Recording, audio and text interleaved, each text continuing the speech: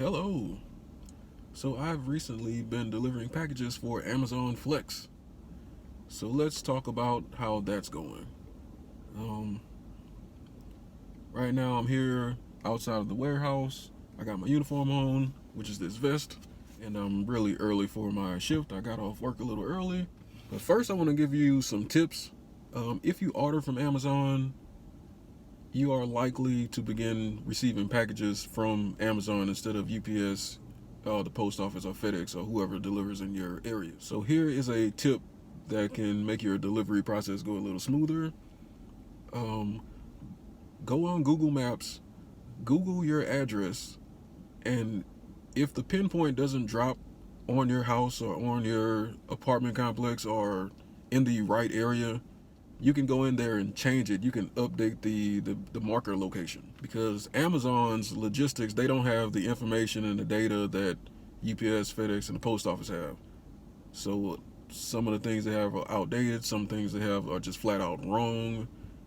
And when drivers can't find your home, our next resource is Google Maps. And a tip for the drivers: don't be afraid to use Google Maps. Don't be afraid to call.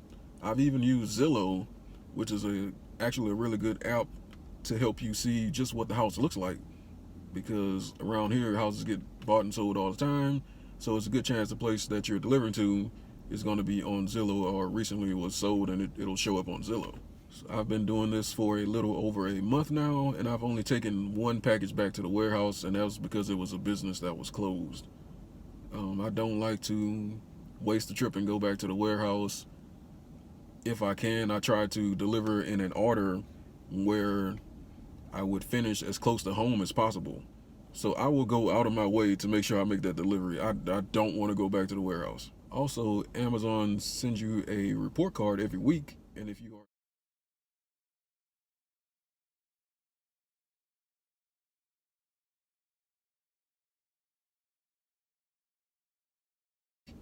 are sending back too many packages, or if you're arriving late for your shifts, or if you're canceling too many shifts too close to the start time of the shift, then they'll deactivate you. So here's how it works. They have to have your vehicle information, they have to have your driver's license, and they do the background check. You wait a while to get approved, and then you'll watch some training videos, which is basically all the training you'll get is the videos, and they're very repetitive, but it's not that complicated of a job, but they are very repetitive. Once you're approved, you'll be able to accept blocks. Blocks are basically shifts. The shift will have a time, it'll have a certain amount of hours. Generally, the more hours the shift is, the more packages it should be, but that isn't always the case. You will show up at the warehouse, they'll check your driver's license, they'll check your phone, and they'll give you a route either on a rack, or they'll give you a bag, or if it's not busy, they'll hand you a couple packages and you'll go and deliver them. The GPS routes everything out for you, but you aren't locked in on going in that specific order, because their GPS isn't great and it doesn't do things in the best order.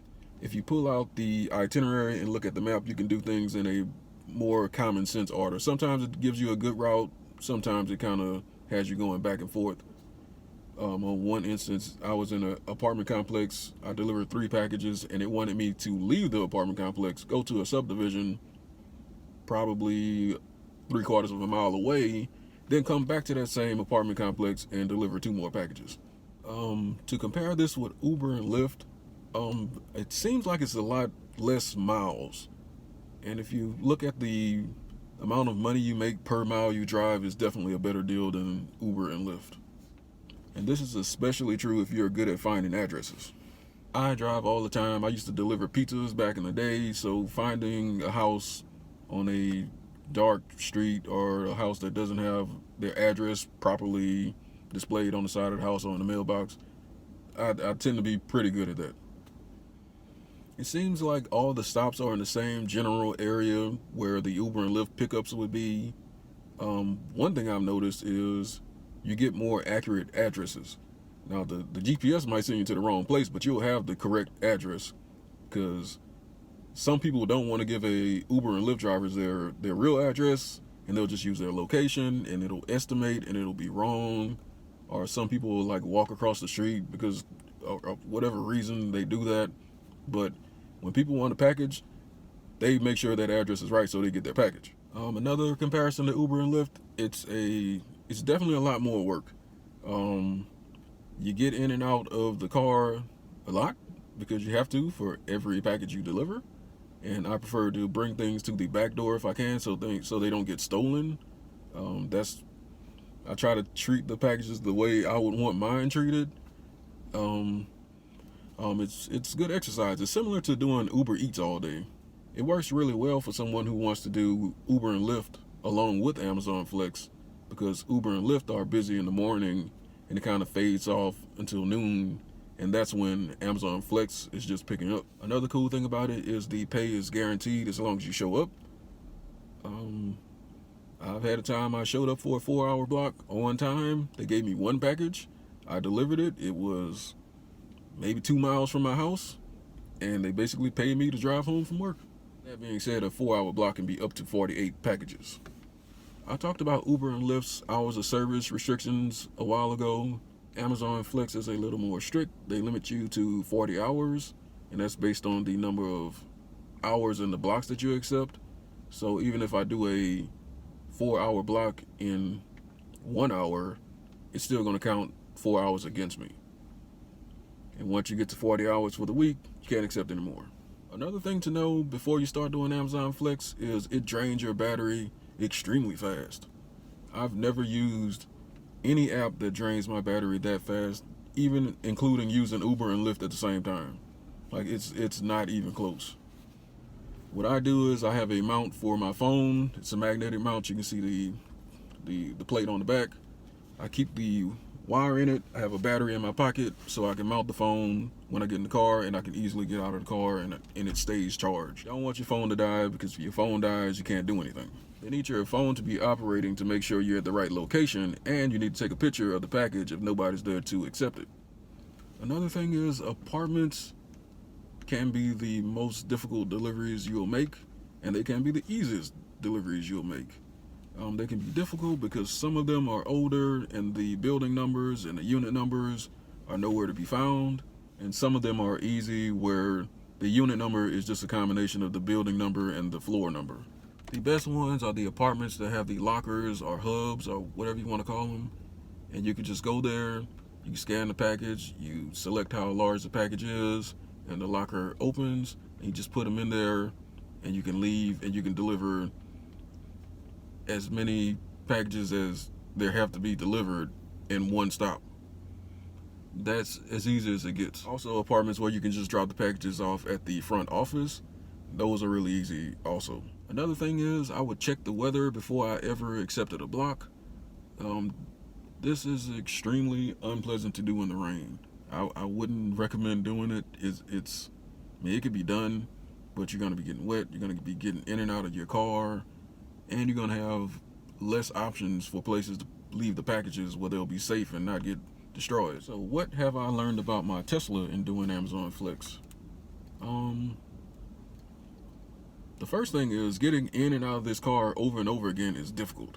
I've created a whole system of getting in and out of the car just to make it easier on my back. It kind of involves me squatting down and kicking in and then swerving in, and then I kind of pull my knee just to help myself get in without tripping over the door right here. Another thing is I kind of wish my Model S had Model 3 style door handles. I just feel like I'm using them over and over again, and I'm worried about how durable they are. I haven't had any issues yet, but it's just something in the back of my mind. Another thing I've noticed is the navigation inside the car is much better than what Amazon has, and it's often a little better than Google Maps. Getting to and from point A to point B, it may not give me the best directions, but it always puts the pinpoint exactly where I need to be, so I don't spend a lot of time searching for houses where Amazon's map would just kind of show me a general area of where the house is. I would say it puts that pinpoint exactly on the correct house about 90% of the time. And it's really close about 99% of the time, and then maybe one time out of 100, it's just completely on the wrong street. So which one do I like the most? Amazon Flex, Uber, or Lyft, that's going to be Amazon Flex. It's not really close. It's really easy. It's really steady. It's more predictable. With Uber and Lyft, it's kind of a shot in the dark. The only day I know it's going to be somewhat busy are when LSU has football games. And even then, if it's not that big of a game, or if the other team doesn't bring that many people, or if the weather's looking bad, then people might not show up. And with Uber and Lyft, we're getting to the time of year where all the LSU students are going to be gone for winter break, and it's going to slow down a lot. But the good thing with Amazon Flex is they limit the number of drivers they have in an area. With Uber and Lyft, any and everybody can sign up and drive as much as they want to, and it could be really boring on some days because there are just way too many drivers for the amount of people that need rides. I don't do any night driving, so I don't have to worry about people throwing up in my car. I'm mostly just shuttling people to and from school or work, but I definitely will never have to worry about an Amazon package throwing up in my car.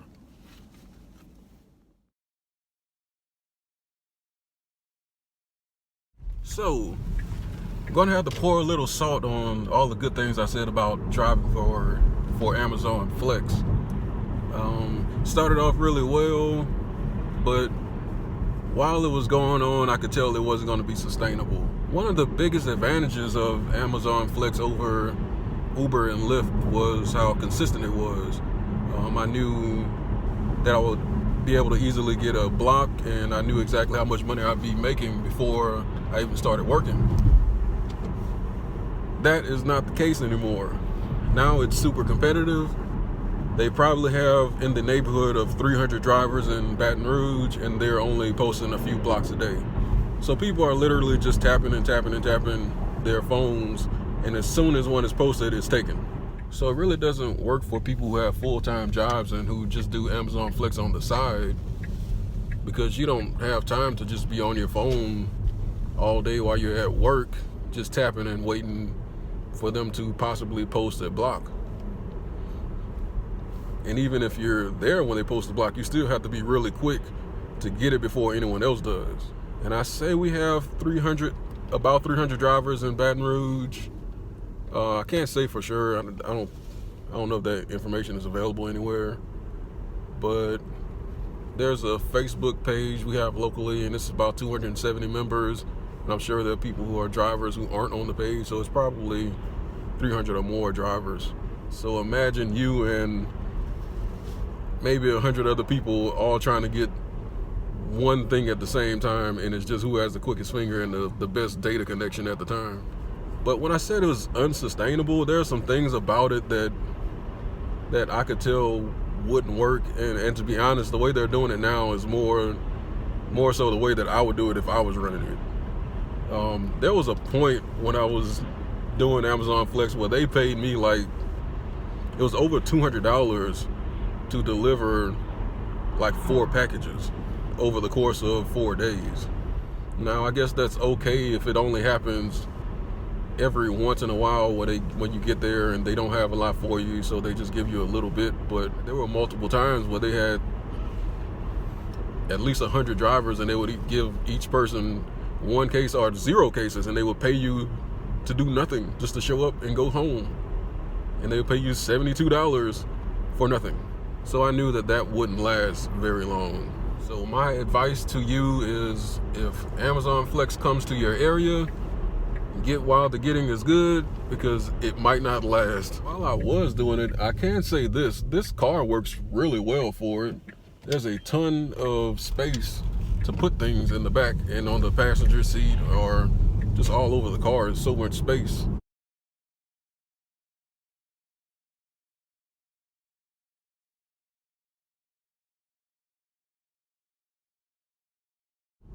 But the crazy thing is, on some days they have different size routes available, so they kind of look at the cars, and the people with the SUVs tend to get the bigger routes and everyone else gets the smaller routes. So I would normally get smaller routes, so I never really had a chance to fill up the car, even when I had like 30 plus packages. But I don't really see myself doing Flex a whole lot more, because it's just so hard to get a block.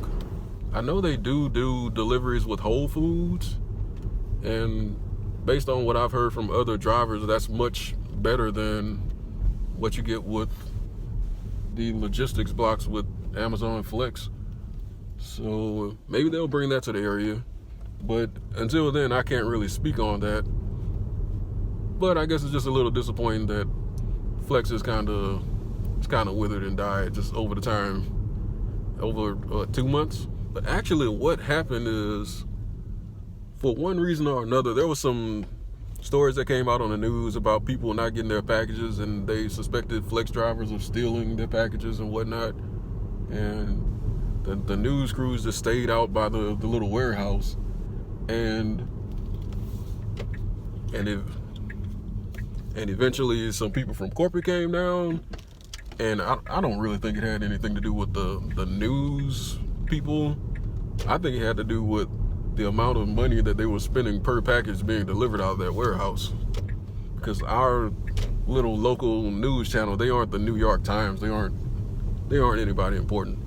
But I think Amazon will respond a lot faster to money than some little articles coming out from the Baton Rouge press.